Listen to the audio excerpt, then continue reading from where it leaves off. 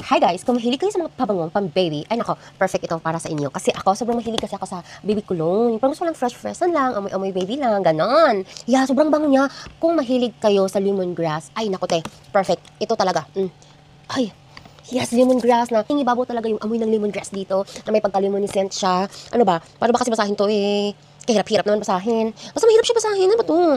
Spanish, yeah, aqua, ito, alcohol, parfum, whatever. May castor oil din to. And yeah, other than that, hindi ko na alam kung paano basahin.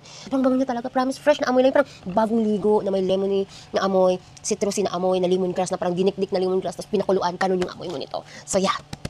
Sobra, nakita ko na siya dito sa TikTok. It's just that, parang sabi ko, ay, parang hindi naman mabango. Kasi hindi nga familiar sa akin. Yung gusto ko yung mga familiar lang, ganun. Pero nung nakita ko to sa SNR, kung tagadas, nasa mga 800 plus to eh, ang pagkakaalala ko. So, meron niya ako nakita dito sa TikTok, pero malaki na to.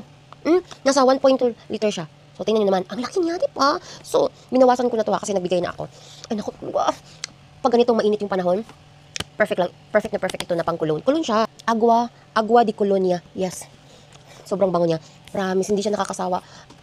Hindi ka sure bibili ako ulit nito kasi hindi ko in-expect na ganito siya kabango. Sobrang mahilig talaga ako sa lemongrass. Ito talaga yung amoy ng lemongrass. Promise, para ka mag-aamoy tinola nito. Diba? Pag tinola, masarap. Oh my God, yes. Yeah. Try nyo to, sobrang bango.